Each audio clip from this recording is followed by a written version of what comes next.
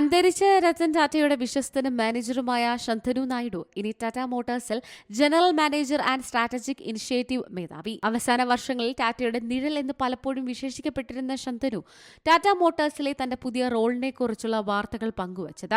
30 വയസ്സ് മാത്രമാണ് ശന്തനു നായിഡുവിന്റെ പ്രായം.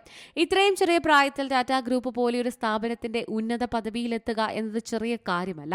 ഇതിലുള്ള സന്തോഷം ശന്തനു സമൂഹ മാധ്യമത്തിൽ പങ്കുവച്ചു. വെള്ള ഷർട്ടും നേവി നിറത്തിലുള്ള പാൻസും ധരിച്ച പിതാവ് ടാറ്റ മോട്ടോഴ്സ് പ്ലാന്റിൽ നിന്ന് തിരിച്ചു വരുന്നതും കാത്ത് ഞാൻ ജനാലയ്ക്കരികിൽ നിൽക്കുമായിരുന്നു.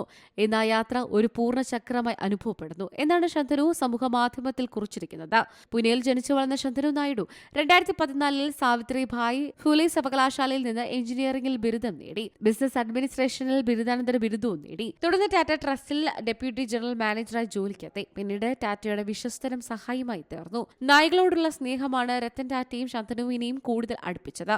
ശന്തനു ഗുഡ് ഫെലോസ് എന്ന സ്റ്റാർട്ടപ്പ് കമ്പനിയുടെ സ്ഥാപകൻ കൂടിയാണ്. National desk C Malayalam news. ഏറ്റവും പുതിയ വാർത്തകളും വിശേഷങ്ങളും വിരൽ തുമ്പിലറിയാൻ സി മലയാളം ന്യൂസ് എല്ലാ ഡിജിറ്റൽ പ്ലാറ്റ്ഫോമുകളിലും ലഭ്യം.